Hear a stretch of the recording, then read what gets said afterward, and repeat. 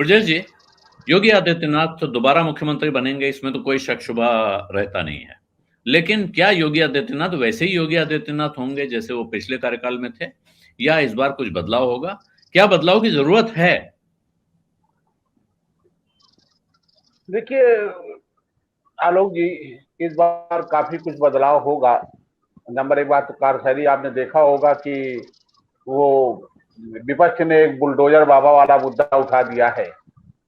वो विपक्ष की तरफ से उठा था और बीजेपी ने उसी तरह कैश कराया उसको, जैसे चौकीदार चोर को कराया था 2019 में।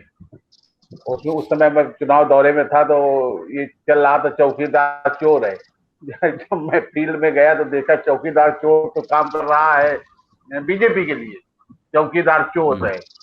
उसी तरह विपक्ष ने इस बार बुलडोजर बाबा नाम दिया और भाजपाइयों ने बुलडोजर ले लेके मैदान में उतर पड़े, प्रचार करने लगे। बुलडोजर बड़ा कीमती हो गया, बड़ा उसकी किराया उसका तगड़ा हो गया, क्योंकि हर कोई चाहता था कि बुलडोजर से चुनाव करे प्रत्याशी।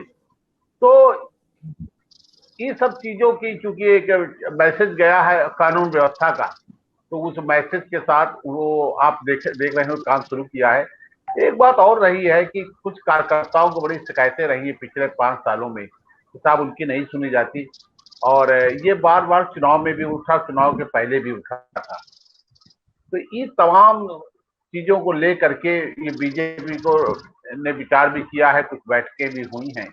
और सबसे बड़ी बात यह है कि जो अमित शाह आ रहे हैं, वास्तव में 2022 तो अब समाप्त हुआ है, अब सरकार बन जाएगी, लेकिन उसके आगे की रणनीति अब अमित शाह के जुम्मे है पूरी। मतलब सरकार तो योगी चलाएंगे, लेकिन सामाजिक समीकरणों को, कारण है कि कुछ चीजें आपने देखी होंगी, कुछ चीजें ऐसी आई हैं पूरी उत्तर प्रदेश में जो बीजेपी को भी परेशान करती हैं कि बहुत नजदीकी मुकाबला हुआ, और एक समाजवादी पार्टी दो ही बचे। अब एक बात का इत्मीनान बीजेपी को जरूर है कि साहब इस बार जो है सारा समीकरण बीजेपी के खिलाफ सारे एकजुट हो गए थे। मैं एक प्रत्याशी को जानता हूं यही लखनऊ के ही, जब वो अपने गांव में पहुंचे, बसपा के प्रत्याशी थे, बड़े लोकप्रिय और मुसलमानों में काफी लोकप्रिय, और बसपा ने टिकट दिया था। जब अपने गांव पहुंचे तो 8 वोट उनको मिले। अब इससे ज्यादा ध्रुवीकरण कुछ दूसरा हो नहीं सकता था। तो बीजेपी को एक संतोष ये है कि सारी ताकत लग गई है, उसके बावजूद यहां तक पहुंचे हैं, लेकिन उसके बावजूद खतरे भी हैं।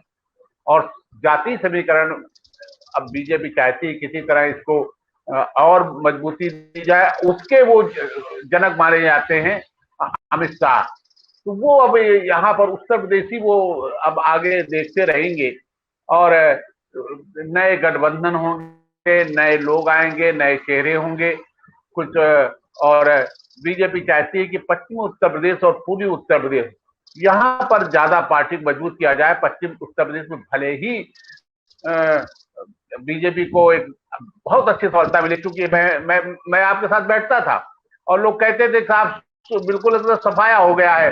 कोई कहता था 8 सीटें मिलेगी, कोई कहता था 10 सीटें मिली, कोई 12, लेकिन ऐसा नहीं था, जमीन में ये नहीं था। उसके बावजूद चिंता का विषय जरूर है पश्चिम उत्तर प्रदेश और पूर्वी उत्तर प्रदेश।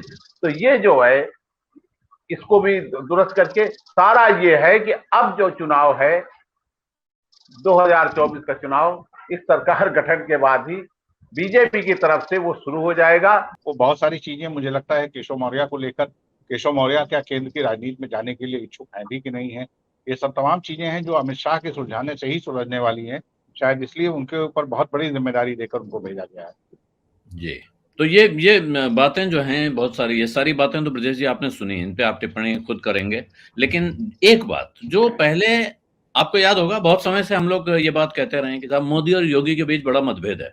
तो ये मतभेद जो है क्या काल्पनिक है, हवा में चलता है, हम लोग सिर्फ अटकल लगाते रहते हैं? और इसी तरह इस वक्त भी जो बातें हो रही हैं, जैसे हमने कहा कि वह संजय निषाद की या अनुप्रिया पटेल की फोटो अमित शाह के साथ आती हैं, तो ऐसी फोटो आपने ध्यान दिया हो तो केशव मौर्य की भी, जब वो दिल्ली जाते हैं और खास तौर पे उस वक्त जब यहाँ कहा जाता है कि साहब वो किसी की सुन नहीं रहे हैं, उस वक्त वो दिल्ली जाते हैं और अमित शाह के साथ और प्रधानमंत्री के साथ उनकी ऐसी ही फोटो आती है। तो ये जो गणित है, ये संगठन के अंदर, पार्टी के अंदर भी मतभेद चलते रहते हैं। ये मतभेद हैं या ये कपोल कल्पना है हम जैसे लोगों की?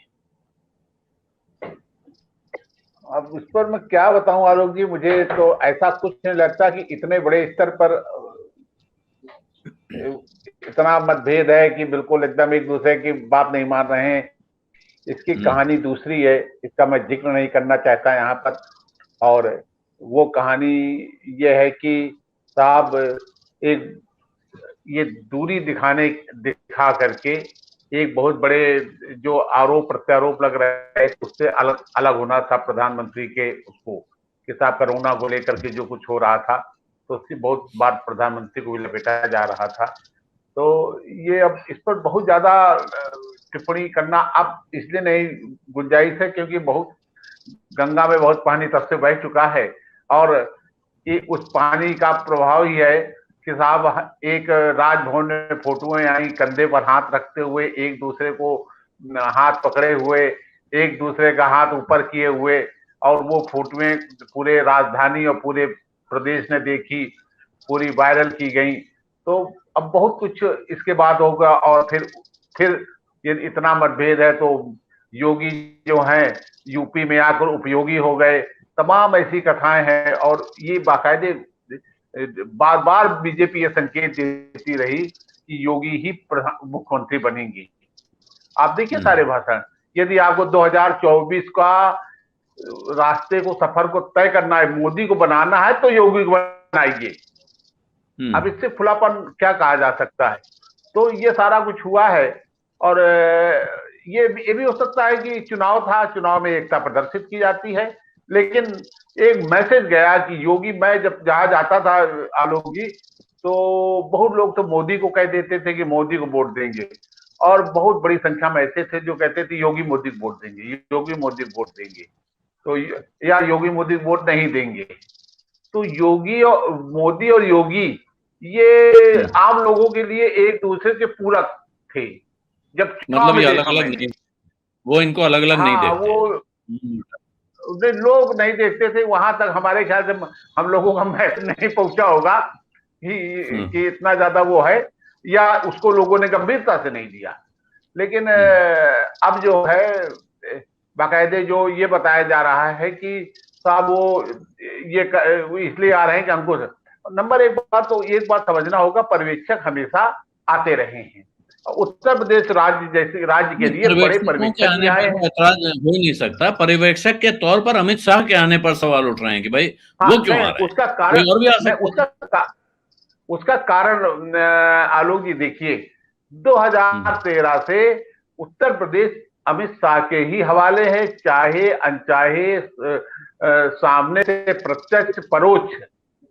2019 में एक दौर वो आया था जब समाजवादी 3 लोकसभा सीटें हार गई बीजेपी, यहाँ पर 3 लोकसभा सीटें। आपको याद होगा कैराना हारी थी, फूलपुर हारी थी और गोरखपुर हारी थी, और नूरपुर विधानसभा भी हार गई थी। हाँ, एक विधानसभा हार गई थी।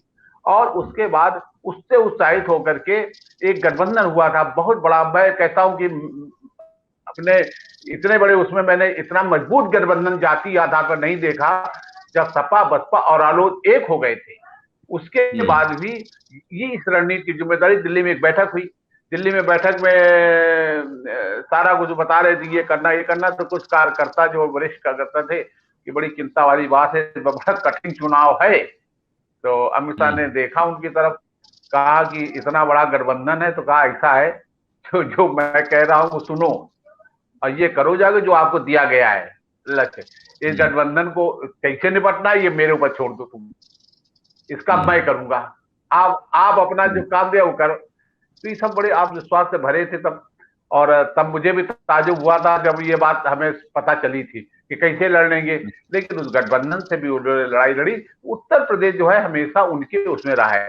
दूसरी बात जो ये मंत्रिमंडल की बात है, कोई मंत्रिमंडल, मैं तो 35 साल से बीजेपी को कवर कर रहा हूं, कोई मंत्रिमंडल बिना केंद्रीय नेतृत्व के उत्तर प्रदेश में साकार होते बीजेपी सरकार मैंने नहीं देखा।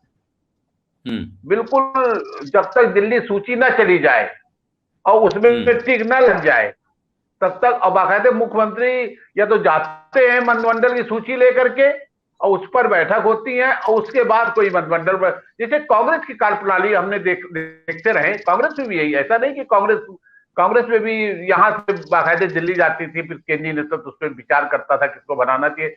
तो ये जो योगी अमित शाह है वो उत्तर प्रदेश के हर गणित को वो सारा मंत्रिमंडल में वो करेंगे। जैसे आप 7 मंत्री बनाए थे दिल्ली में, 6 दलित और पिछड़े थे, और वही स्वरूप आप समझ लीजिए आने वाले दिनों में जो मंत्रिमंडल गठित होने जा रहा है, सारे वर्ग के लोग होंगे और वो सारे लोग होंगे जिससे एक मंत्रिमंडल का सामाजिक समीकरणों को ध्यान में रखकर सारा कुछ बनाया जा रहा है। ये मंत्रिमंडल 2024 के चुनाव का प्रतिबिंब समझ लीजिए है, उसकी लड़ाई की शुरुआत है ये मंत्रिमंडल का स्वरूप। इससे पता चलेगा कि किस कोने पर किस हथियार का प्रयोग करना चाहती है बीजेपी।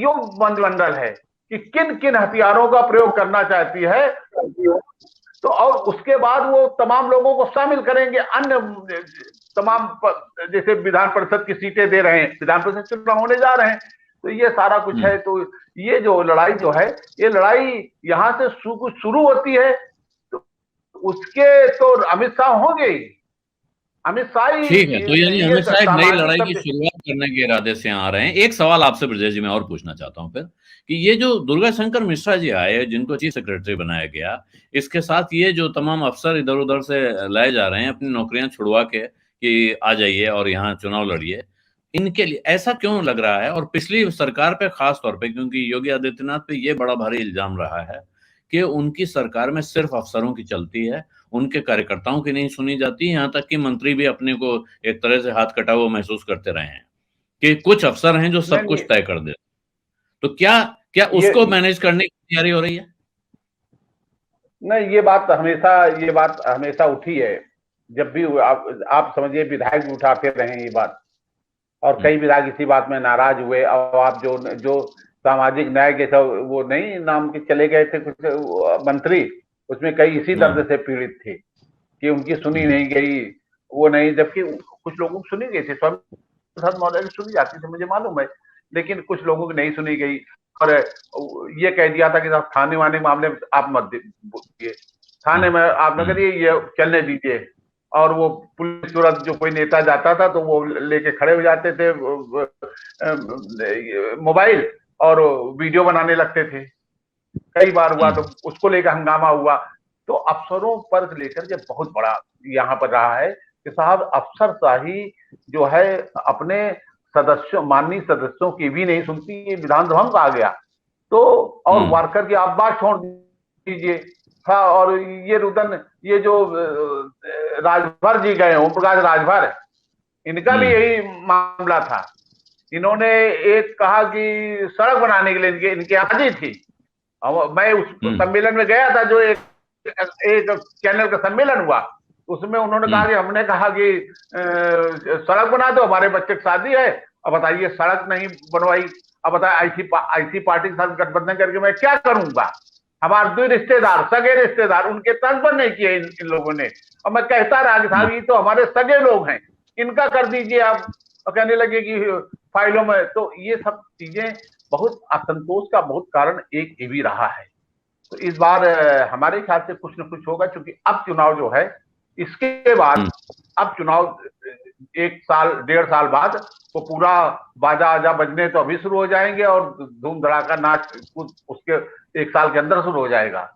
सत्य हिंदी का ऐप डाउनलोड करें गूगल प्ले स्टोर पर।